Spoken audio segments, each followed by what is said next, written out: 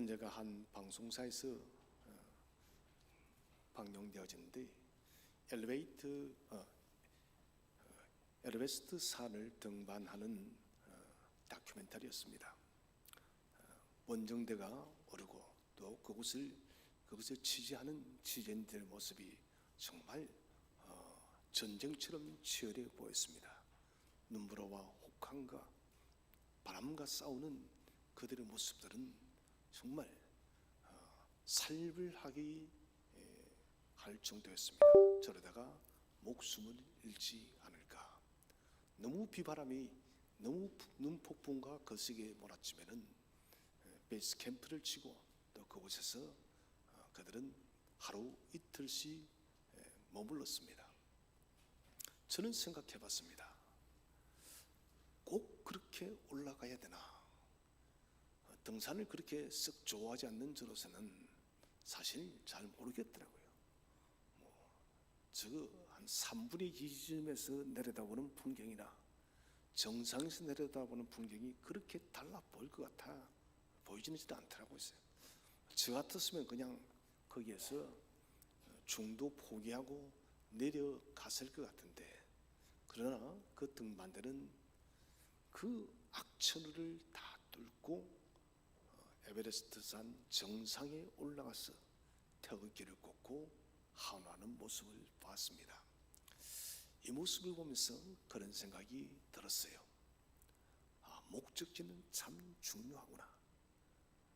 우리가 가야 되는 궁극적인 목적지는 선택적인 요소가 아니다는 것입니다.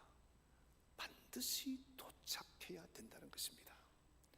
가도 되고 말아도 되는 그런 것이 아니라 반드시 가야 되는 목적지가 있다는 것입니다.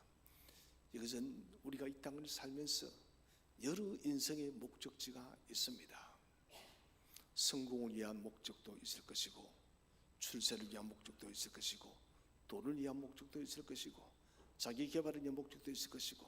그런데 저는 가만히 생각해 봤습니다. 이것들이 모두 다 중요한 목적입니다. 그러나 궁극적인 목적은 어느 것도 될 수가 없습니다. 왜 그러냐? 결국 우리 인생은 모두 다 지나간다는 것이에요. 백세 시대에 시간하는 시절을 우리가 살고 있지만은 여러분, 100년이 과연 얼마나 길까요? 저도 이제 조금 지나면 나이 60이 되어집니다. 그제가 20대 같았는데 벌써 40년이 더 되어지면 60이 되어지고, 60이 되어지면 이제는 저의 인생을 정리하며 하나하나 그렇게 살아가야 될 것입니다. 100년 인생이 결코 길지 않다는 것이죠. 여러분, 세상은 다 지나갑니다. 그러나 영원한 것은 변하지 않습니다. 우리 주께서 우리를 위해서 예비하신 하나님 나라, 그 나라는 변하지 않는다는 것이에요. 주님께서는 이 땅에 오셔서 제일 먼저 천국 복음을 전했습니다. 곧 하나님 나라를 전했어요. 예수님께서 이 땅에 오심을 통하여 저희들에게 하나님 나라가 찾아온 것입니다. 우리는 하나님 나라를 지금 이 땅 위에서 살고 있습니다. 그러나 불완전한 나라이죠. 그렇지만 우리가 궁극적으로 예수 그리스도의 그 재림과 심판을 통해서 이루어지는 궁극적인 하나님 나라는 완전한 나라입니다. 이 나라는 반드시 들어가야 되는 나라입니다. 중도에 포기해서 안 됩니다. 피곤해도 가야 됩니다. 지쳐도 가야 됩니다. 한 발자국도 움직일 수 있는 힘이 없어도 반드시 걸어가야 되는 나라가 하나님 나라요, 우리가 궁극적으로 도착해야 될 나라라는 것입니다. 이스라엘 백성들은 애굽에서 400년 동안 종사를 했지 않습니까? 그들을 하나님께서 모세를 통하여 구출했어요. 왜 구출했습니까? 그것은 약속의 땅을 주기 위해서 건져내었습니다. 그러나 그들은 하나님의 이 놀라운 은혜를 믿지 못했습니다.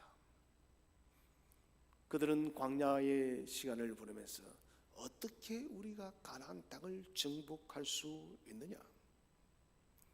그 땅은 우리가 결단코 소유할 수 없을 것이다 라고 하여서 그들은 큰 반란까지 일으켰다는 것입니다.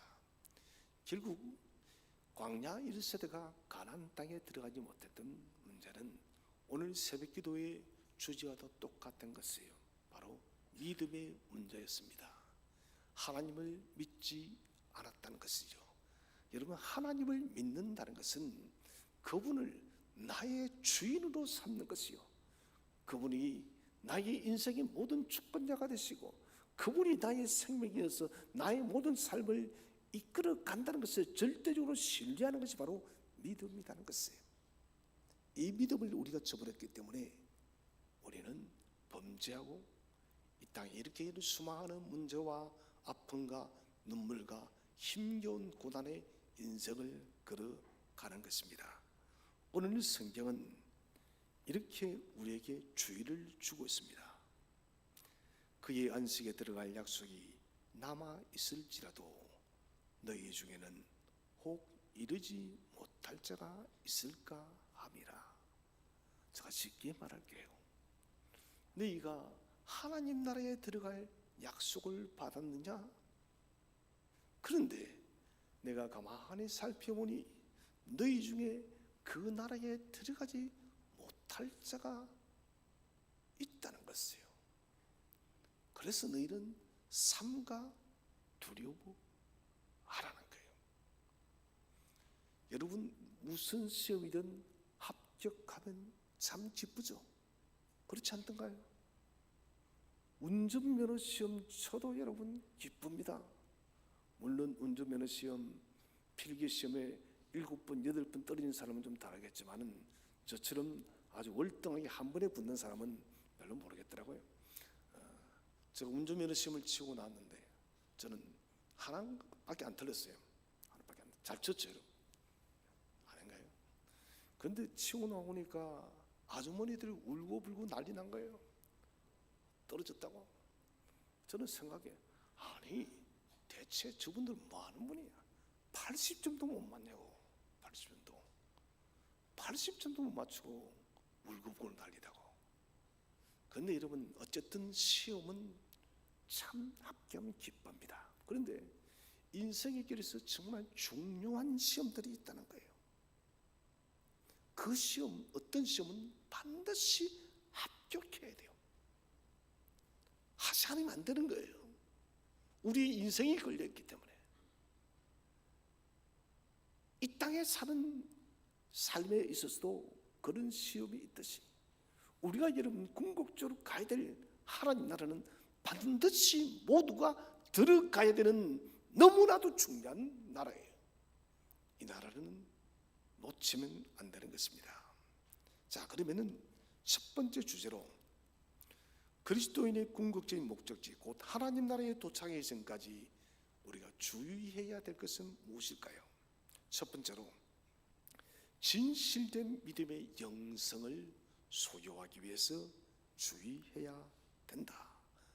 이스라엘 백성이 여러분 400년 동안 애굽에서 살다가 하나님의 큰 기적으로 건져내었습니다.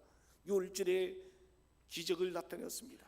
10가지의 재앙이 떨어지고 율절 어린 양의 큰 역사를 통하여 문설주에 피가 묻지 않은 모든 집은 하나님이 장자와 처음 난 모든 가축들을 다 죽여버렸어요.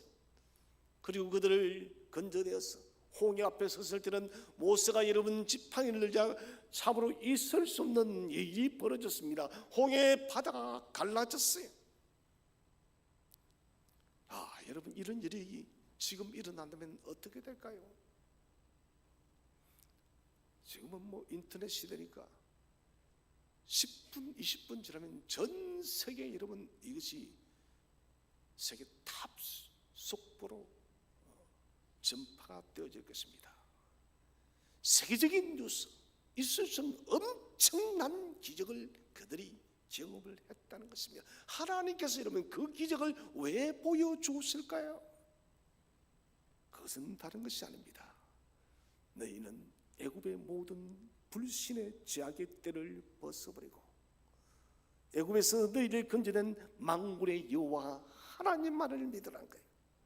내가 너희의 생명이고 내가 너희의 주인이고 내가 너희의 능력이고 내가 너희의 구원이니 너희는 오직 나만 신뢰하는 것이 여러분 하나님께서 우리에게 기적을 나타내는 모든 목적이에요. 그런데 광야 일세는 믿음으로 수용하지를 않았습니다. 믿음으로 받지 않으니 그들의 삶도 바뀌지를 않아요. 참 이것이 답답합니다. 여러분 눈으로 똑바로 보고서도 왜 믿지 못할까요? 광야 1세들은 형식적인 종교 생활은 있었지만 진실된 믿음은 없었다는 것입니다. 겉으로 보니까 껍데기는 참 훌륭한 그리스도인이라는 것입니다. 주일이 되어지면 가장 예쁜 또 멋진 옷을 다 입고 여러분 성경책을 들고 교회에 오니 모두가 다 멋진 그리스도인처럼 보입니다. 요즘 또 현대교회는 이상합니다. 큰 교회, 좋은 교회, 아주 건물이 화려한 교회 가면 거기도 가면 자신이 그 건물처럼 모두가 1등 신앙인으로 생각합니다. 여러분 그게 아니에요. 여러분 큰 건물에 가면 좋은 건물에 1등 신앙이 되어집니까? 안 그래요 여러분. 그런 개척교회 가면 여러분 마이너스 신앙입니까? 그렇지 않다는 거예요. 우리는 지금 너무 껍데기를 보이는 것에 너무나도 익숙해 있다는 것입니다. 여러분 껍데기는 사실 그렇게 중요한 것이 아니에요. 우리의 내면이, 우리의 삶이, 우리의 심령 폐부 중심이 어떠한 믿음을 가지고 있느냐, 이것이 중요하다는 것입니다.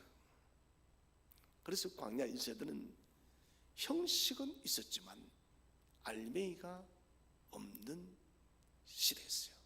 겨울 되면은 붕어빵 장수가 참 많죠. 저는 붕어빵을 가끔씩 길거리에서 사 먹는데 제가 제일 좋아하지 않는 붕어빵은 뭐냐면은 냄새는 맛있게 나는데 샀습니다. 그 속에 팥이나 슈크림이 정말 빈약하게 들어지면 다시도 가기 싫어요. 여러분 안 그렇던가요? 잘 되는 대박집은요 그거 아끼지 않습니다. 꼬리부터 해서 머리 끝까지 꽉 채웠습니다. 씹는 맛이 있죠. 알맹이는 중요해요. 하나님과 참된 교제에 이르지 못하면은 예배와 기도와 모든 것이 바리새인과 서기관처럼 껍데기의 신앙에 지나지 않습니다. 그러므로 우리의 내적인 본질의 영혼이 살아나야 돼요. 그래서 사도 요한은 우리에게 말합니다. 하나님은 영이시니 예배하는 자는 영과, 이것은 성령과 진리이신 예수로 예배를 하라는 거예요. 우리의 마음과 뜻과 정성을 다하는 그런 것이 아닙니다. 하나님의 성령에 충만하게 여러분 감동되어져서 하나님을 예배하는 거예요. 하나님의 충만한 영에 감동되어진다면 우리의 신앙이 어떨까요? 그 사람은 진짜 그리스도인이에요. 진짜 예수 믿는 사람이에요. 멋지게 차려입고 이런 좋은 차를 타고 온 사람이 여러분 진짜 그리스도인이 아니라 옷이 비록 좀 낡고 좀 뭔가 폼나지 않아도 주님을 진실로 사랑하고 주님을 정의하는 그 사람이 참된 신앙이다. 모두가 헌금을 넣을 때 한 가부는 동전 2개를 넣었습니다. 주님은 칭찬합니다. 모든 사람들 중에 이 가부가 넌 2렙돈이 가장 큰 헌금이라고. 이게 뭔 말인가요? 진실로 그 과부는 주님을 사랑했던 거예요. 진실로 주님을 믿었기 때문에 자신의 전 재산은 2렙돈, 지금 같으면 200원 전부를 우리 주님께 바친 거예요. 여러분 이것이 진짜와 가짜의 차이예요. 우리는 지금 이 21세기 인공지능의 시대, 첨단 과학의 시대, 물질 만능주의, 아니 물질 제일주의, 물질 전부주의 시대에 사는 이 세속화되어진 세상 속에서 두려워해야 됩니다. 무엇을 하나님 나라에 이르지 못할까? 여러분, 그러면 안 됩니다. 저는 오늘 참으로 중요한 문제를 이야기 드리고 있는 거예요. 여러분, 그러면 안 됩니다. 우리 샘터교회 성도들은 어떤 일이 있어도 모두가 안식의 나라에 도착하시기를 바랍니다. 그래서 요엘서 2장 13절에 너희는 옷을 찢지 말고 마음을 찢자. 여러분, 지금은 마음을 찢어야 될 때입니다. 우리 마음을 한번 갈기갈기하면 찢어보자는 것입니다. 우리 마음을 찢어보고 주님 앞에 우리 마음의 실체를 내어놓고 한번 판독을 받아보자는 것이죠. 요즘에는 MRI 검사를 사람들이 많이 합니다. MRI 검사하면 웬만한 병들이 다 나와요. 여러분, 주님의 여러분 MRI는 실수가 없어요. 전능하신 하나님의 여호와 앞에 우리를 한번 내어놓고 한번 주님의 검사 테스트기에 우리를 들여보시기 바랍니다. 이 검사는 받아야 됩니다. 의료진들이 MRI를 판독하고 병이 있으면 치료를 하듯이 주님의 MRI에 우리를 딱 갖다 놓고 주님, 저를 검사해 주세요. 저를 판독해 주세요. 무엇이 잘못되었나요? 잘못된 것은 주님 끄집어내서 당신의 손으로 성령으로 고쳐주시옵소서. 이게 있어야 된다는 것입니다. 진실된 믿음은 영성이 살았기 때문에 예민하게 반응합니다. 한 3주 전에 저 화갈리 산책을 갔다가 돌아오는 길에 갑자기 해가 먹고 싶더라고요. 그래서 해센터를 들렀습니다. 가니까요, 물고기들이 팔딱팔딱 뛰는데 얼마나 싱싱하든지. 그래서 제가 이놈을 주세해서 올렸는데, 여러분 참 대단하더라고요. 목에 칼이 들어가 잘렸는데도 고기는 펄떡거리 뛰어요. 보면서 생각했으나 우리의 믿음도 저러해야 되는구나. 팔딱거려야 돼요. 여러분, 저와 여러분의 영성이, 믿음의 영성이 팔딱거리는 센스가 있기를 바랍니다. 팔딱팔딱 살아야 돼요. 그래서 우리는 영성의 칼을 매일마다 날카롭게 갈아야 된다는 것입니다. 두 번째로, 잘못된 믿음의 대상을 가지는 것을 두려워해야 됩니다. 4장 14절에 보면 우리가 알 수가 있습니다. 우리의 믿음의 대상이 뭐냐?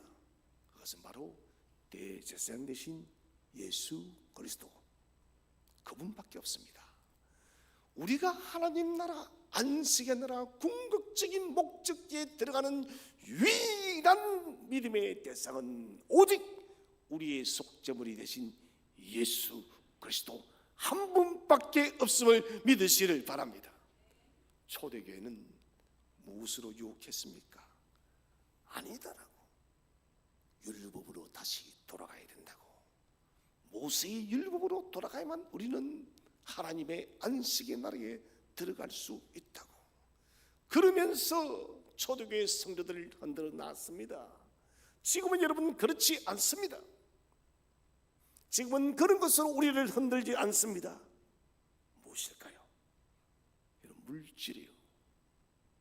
특히 한국은 지난번 제가 통계를 보니까 세계에서 7번째로 돈이 많은 나라예요.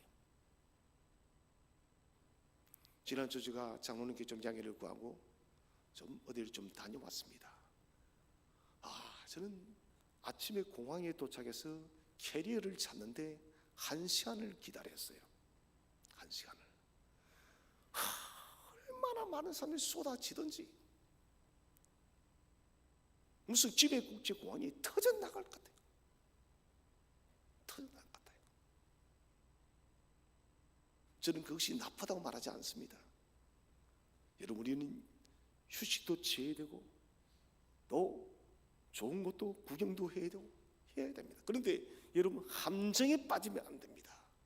그것이 우리 인생의 목적이 되어져 버린다면 우리는 이 물질주의가 주는 마귀의 유혹이 우리의 주인이 되었습니다. 여러분, 잘 기억하세요. 쾌락과 절제는 달라요. 저는 저와 여러분이 물질 문명의 시대 속에서 여러분 절제할 수 있는 능력을 가지기를 축복을 드립니다. 절제 능력을 가진 우리는 잘 사는 대한민국 속에서 건강한 삶을 살아갈 수 있습니다. 그런데 여러분 현대인들은 절제 능력을 잃어버렸어요. 너무너무 우리는 지금 향락적인 시대를 살아갑니다. 잘 살다 보니 이제는 먹고 살만한 그런 수준이 아닙니다. 어릴 때 기억납니다. 저는 제가 대학 때까지만 해도 못 먹어서 난리였습니다. 저는 대학 때 몸무게가 겨우 58kg밖에 나가지 않았어요. 58kg. 비쩍 말랐습니다. 살을 찌기 위해서 라면을 밤에 5개씩 먹어도 살이 안 찌더라고요. 어디 교회에서 교사 회식을 시켜주면 끝까지 먹었습니다. 잘 못 먹었으니까, 먹을 게 없으니까. 지금은 안 그럽니다. 뷔페 가도 한 번 먹고 먹지를 않아요. 식당 가도 한식당 가도 뭐 좋은 곳이 나도 한 번 먹고 잘 안 먹습니다. 이런 대부분 그렇지 않나요? 뭐 한다고요? 살 뺀다고 다 안 먹어요. 가난한 나라에서는 도무지 상상할 수 없는 일들이 지금 대한민국에서는 너무나도 평범하게 일어나고 있다는 것이에요. 지금 여러분 현대인들의 믿음의 대상은 뭘까요? 그것은 바로 이런 물질 제일주의입니다. 그리고 이것은 좀 더 들어가면 쾌락이에요. 향락입니다. 쾌락과 향락이 자기의 주인이 되어진 것, 이것이 우리의 믿음의 대상이 되어진 것입니다. 그러다 보니 사람들은 점점 복음을 멀리하는 것입니다. 그 예수를 믿어서 못하겠죠. 여러분 예수의 복음은 세상의 향락과는 너무나도 반대되어져 있기 때문에 사람들은 이 복음을 멀리한다는 거예요. 문제는 예수 믿는 우리들도 예수님과 쾌락을 바꾸고 산다는 거예요. 여러분 그러지 마세요. 이것은 정말 중요한 문제예요. 돈 중요해요. 사람 즐기는 것도 여러분 중요합니다. 그러나 그것이 우리의 인생을 책임져 주지 않아요. 봤잖아요. 사람은 죽습니다. 우리가 여러분 장례식장에 얼마나 많이 갔습니까? 그 자리에 여러분 우리는 가지 않나요? 모두 가요. 모두 갑니다. 그런데 우리는 이 세상에서 천년 만년을 살 것처럼 그렇게 산다는 거예요. 여러분 아니요. 여러분 믿음의 대상이 바뀌어서는 안 됩니다. 아무리 여러분 세상이 우리를 유혹하고 우리를 도전해 온다 할지라도 오직 믿음의 대상인 예수 그리스도를 놓치지 마시기를 바랍니다. 이분만이 우리를 하나님 나라로 인도하는 거예요. 제가 단언하죠. 자동차 비행기가 이제 5년 뒤에 되어지면 우리가 일상적으로 볼 수 있어요. 상용화되어집니다. 교통체증 같은 게 별로 볼 필요가 없을 것입니다. 서울까지도 있는 자동차 비행기를 타면 한 시간은 금방 날아갈 것이에요. 최첨단 우주 시대가 인공지능 시대 찾아와서 정말 이런 편리할 거예요. 운전 못 해도 괜찮아요. 장롱 면허증도 괜찮습니다. 이제는 지가 다 알아서 해주니까요. 여러분 그러나 그런 과학이 우리를 안식의 나라에 이끌어주지 못합니다. 여러분의 연봉이 1억이 올라도 2억이 돼도 연봉 2억이 여러분을 안식의 나라로 이끌어주는 것이 아니다는 것이에요. 이것을 명심해야 됩니다. 우리 한번 성경을 읽어보겠습니다. 고린도전서 3장 11절입니다. 시작. 이 닦아 둔 것 외에 능히 다른 터를 닦아 둘 자가 없으니 이 터는 곧 예수 그리스도라. 아멘. 바울은 말합니다. 이 닦아 둔 것 외에, 닦아 둔 것이 무엇입니까? 구원의 반석이에요. 능히 다른 터는 없다. 우리를 하나님의 위대한 안식의 나라, 하나님 나라에 이르게 하는 유일한 터는 오직 예수 그리스도 한 분밖에 없음을 확신하시기 바랍니다. 세상의 가치관, 물질, 권력, 과학, 여러분 이것이 우리의 믿음의 대상이 될 수가 없다는 것입니다. 이건 모든 것을 다 여러분 합쳐도 우리의 대지상 예수 그리스도만 결코 비교할 수 없는 거예요. 이 우주 만물 모든 것을 다 동원해도 여러분 예수님이 주시는 하나님 나라를 줄 수 없다는 것입니다. 여러분, 흔들리는 세상이에요. 사람은 참 약합니다. 코로나 봤잖아요. 우리 인간이 얼마나 약하던 거예요. 바이러스 재채기 한 번 했는데 그 사람 옆에 갔는데 저도 코로나 한 번 걸렸습니다. 저희 집 사람이 걸리니까 저도 영락없이 걸려요. 옆에 사니까. 여러분, 정말 바이러스에도 우리는 꼼짝을 못하는 우리들입니다. 그러나 여러분, 우리 주님은 흔들리지 않습니다. 우리의 연약하고 우리가 부족하고 흔들리기 쉬운 저희들이지만은 그러나 여러분, 영원한 터전이신 예수들을 굳게 붙드시기를 축원드립니다. 주님만을 붙들어야 돼요. 세 번째로 믿음의 질이 떨어지지 않도록 주의해야 합니다. 오늘 4장 1절, 우리 4장 1절을 다시 한번 읽어보겠습니다. 시작. 그러므로 우리는 두려워할지니 그의 안식에 들어갈 약속이 남아 있을지라도 너희 중에는 혹 이르지 못할 자가 있을까 함이라. 혹 이르지 못할 자가 너희 중에 있을까 하노라. 참 두려운 말씀이에요.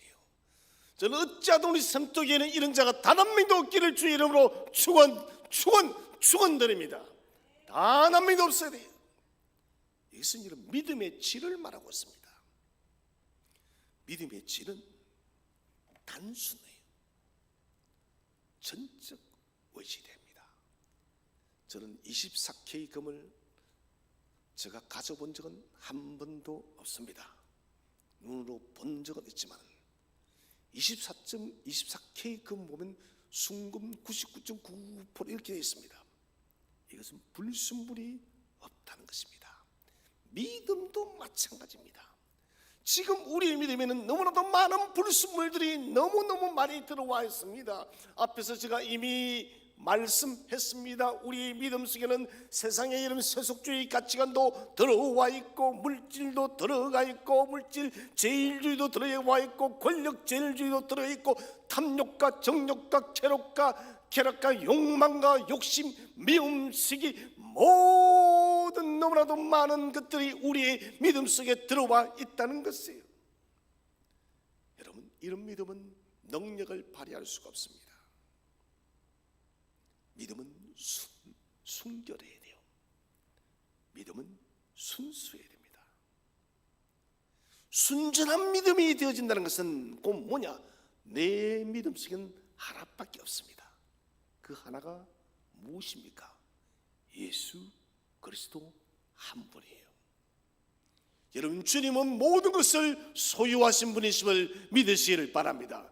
모든 것을 소유했기 때문에 그분이 우리의 믿음 속에 들어오면 다 된다는 것이에요. 우리는 그분이 우리 속에 들어와 있지만 자꾸 무엇이 부족하다 생각하기 때문에 끊임없이 우리 믿음 속에 혼합시키는 거예요.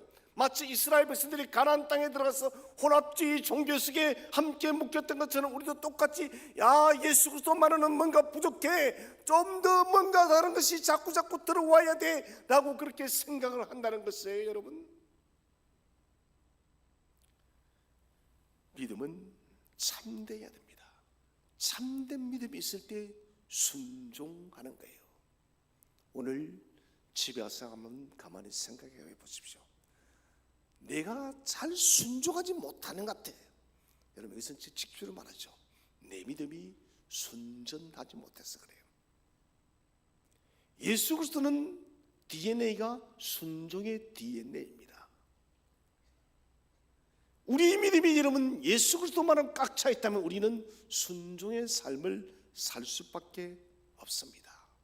여러분, 오늘부터 믿음의 질을 업그레이드 시키시기 바랍니다. 아파트만 집만 업그레이드 시키려고 하지 마시고 믿음의 집을 업그레이드 시키시기를 바랍니다. 최고의 믿음의 집. 두 번째 주제는 궁극적인 목적지에 이르지 못하게 하는 일들이 일어나는 원인은 뭘까? 우리가 하나님 나라에 이르지 못하게 하는 원인들은 뭐냐? 첫 번째로 믿음이 있다고 말하지만 행함이 없기 때문에 그렇습니다. 4장 오늘 2절을 보시면은 믿음과 결부시키지 못함이니라 아니함이라 이렇게 기록을 하고 있습니다. 크신 구원의 역사를 그들은 이스라엘은 경험했지만은 이것을 믿음으로 그들은 결합시키지 못했다는 것입니다. 그렇기 때문에 그들은 40년 동안 가나안에서 방랑자가 되었던 거예요. 하나님이 주신다고 약속하였으면 여러분 주는 거예요. 하나님께서 저와 여러분에게 하나님 나라가 임하였다면 임한 줄로 믿으시기를 바랍니다. 내 삶 속에 하나님 나라가 이루어지고 궁극적으로 하나님 나라가 여러분 내려오고 있다는 거예요. 그들은 뭐랍니까? 가나안 거민은 거인 자손들이고 우리는 그들 앞에 메뚜기 떼와 같다. 이것은 여러분 무엇을 말합니까? 믿음이 있다라고 말하면서도 믿지 않는 것입니다. 여러분 이것은 아무런 능력이 없어요. 우리 한번 성경을 읽어보겠습니다. 야고보서 2장 22절 시작. 내가 보거니와 믿음이 그의 행함과 함께 일하고 행함으로 믿음이 온전하게 되었느니라. 아멘. 믿음이 행함과 함께 일하고 행함으로 믿음이 온전하게 되었느니라. 참된 믿음은 항상 행함이 함께 오는 거예요. 그래서 아브라함이 이삭을 드리고 난 뒤에 하나님이 뭐라 하십니까? 이제야 네가 나를 경외하는 줄을 알겠노라. 여러분 믿음은 이론이 아닙니다. 이름은 실습이에요. 두 번째로 믿음의 사람이라고 고백하지만 안식의 평강이 없기 때문입니다. 히브리서 4장 3절에 이미 믿는 우리들은 저 안식에 들어가는도다. 안식에 하나님 나라에 들어가는 것은 미래적인 일인 동시에 지금 현재적인 일이에요. 여러분 기억하시기 바랍니다. 하나님 나라는 궁극적인 미래의 일도 있지만 지금 저와 여러분 속에 하나님 나라가 이루어졌음을 확신하시기를 바랍니다. 그렇다면 여러분 그런 사람에게는 뭐가 있느냐? 평강이 있어요. 천지가 개벽되지고 흔들려도 평강이 있다는 거예요. 평강이 있다는 거예요. 믿음이 있다면서도 평안을 누리지 못하는 사람이 있습니다. 이런 사람은 자신의 지금 영적 상황을 점검해 봐야 됩니다. 나의 영적 상황이 비정상적이기 때문에 평강이 없다는 거예요. 여러분 예수 믿으면서도 밤잠을 자지 못하는 두려움의 사람이 있습니까? 여러분 이건 잘못 믿고 있다는 것입니다. 두려워서 잠을 자지 못하는 사람, 김정은이가 잠이 오겠습니까? 안 와요. 여러분 두려웠어요.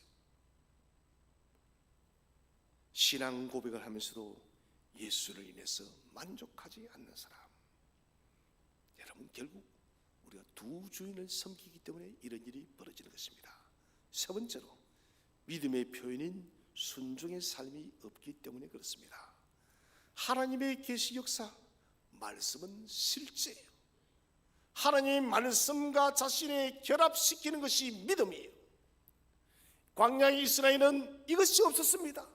말씀 모세의 그 율법을 받았지만은 이 율법을 자신의 삶에 결합시키지 못했기 때문에 그들은 광야 일세는 엎어졌다는 것입니다. 그래서 결합시키는 믿음이란 것은 곧 순종하는 삶이에요.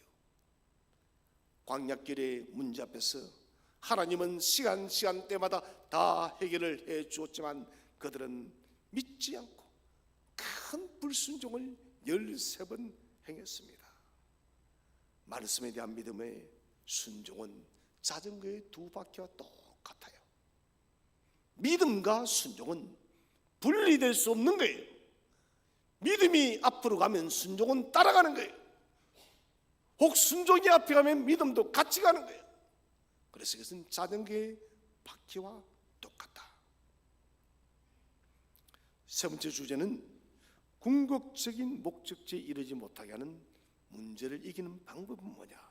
첫 번째로 들은 말씀을 믿음으로 실천하세요. 2절에 보시면은 듣는 자가 믿음과 결부시키면, 그런데 결부시키지 아니했다 했습니다. 듣는 말씀을 내가 듣고 순종하지 않았다는 거예요. 이것은 하나님 나라에 대한 믿음을 지식으로 받아들였다는 것입니다. 사랑하신 여러분, 말씀은 의심하지 마시기를 바랍니다. 말씀하시면 그대로 아멘으로 하답하시기 바랍니다.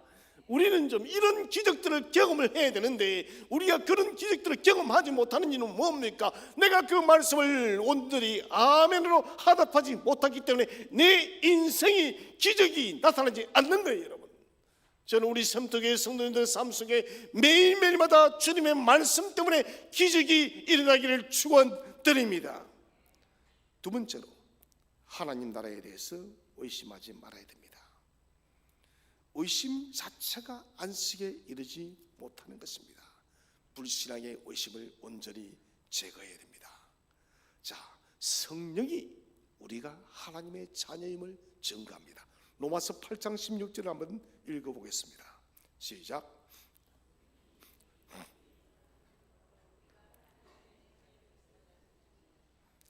저와 여러분이 하나님의 구원의 자녀가 되었다는 것을 성령이 친히 증거하고 있으므로 여러분, 하나님 나라를 반드시 견고히 붙드시기를 바랍니다. 흔들리지 마세요. 히브리서 4장 14절을 우리 한번 읽어보겠습니다. 시작.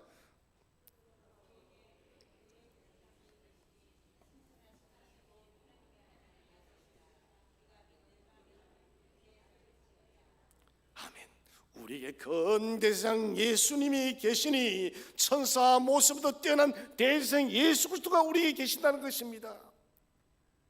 이분이 이루신 위대한 구원, 위대한 하나님 나라, 이것을 의심하지 말라는 거예요. 여러분, 주님은 결단코 거짓을 행하는 분이 아닙니다. 진리신 예수 그리스도께서 우리에게 주신 그 하나님 나라를 여러분 의심하지 마시기를 바랍니다.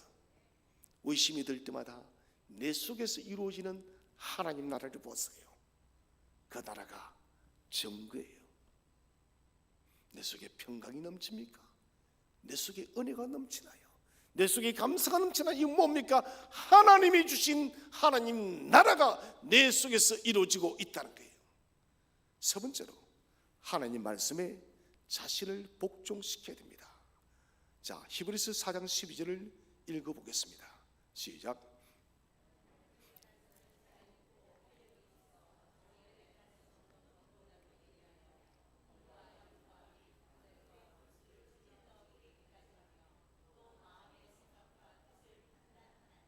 왜 1절에서 11절은 우리가 말씀에 순복해야 되는지를 권면하고 있는 본문이 바로 12절이에요.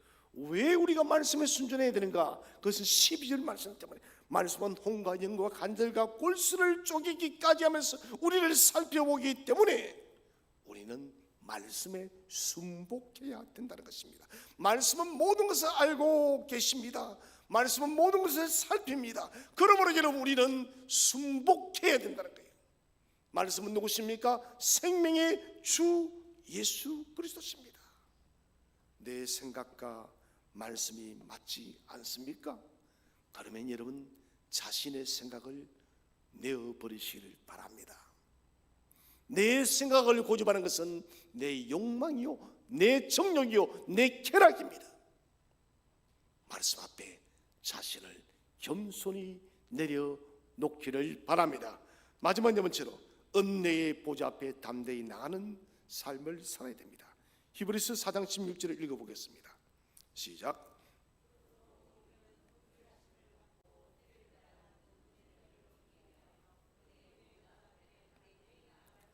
자, 은혜의 보좌, 하나님의 보좌를 붙었어요.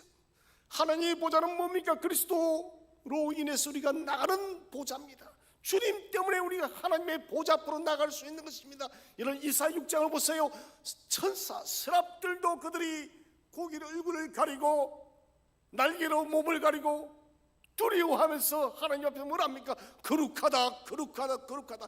그런 위대하고 거룩한 하나님 앞에 저와 여러분이 예수님 때문에 주의 보좌 앞으로 나아갈 수 있음을 확신하시기 바랍니다. 그래서 우리는 때를 따라 돕는 은혜를 받기 위하여 하나님의 은혜의 보좌 앞에 나가는 것을 두려워하지 마세요. 여러분, 그러므로 인생의 문제가 발생했습니까? 내 삶이 여러분 두렵고 떨려집니까? 내 구원이 흔들립니까? 여러분, 그럴 때마다 무슨 일이 있을지라도 하나님의 은혜의 보좌 앞으로 담대히 나아가기를 바랍니다. 많이 기도하세요. 많이 부르짖으시기를 바랍니다. 우리의 부르짖는 그 기도의 소리를 주님은 결단코 외면하지 않을 것입니다. 빌립보서 2장 12절은 말합니다. 두렵고 떨림으로 너희 구원을 이루라. 사랑하는 성도 여러분, 우리는 모두가 하나님 나라에 들어가야 되는 복된 자녀들입니다. 그렇다면 견눈질 하지 마시기 바랍니다. 더욱더 지금은 여러분 집중력을 발휘하시기 바랍니다. 오직 생명의 대제사 예수 그리스도만을 집중하고 궁극적인 목적지에 도착하기까지 뚜벅뚜벅 걸어가는 저와 여러분 되시기를 주의 이름으로 축원드립니다.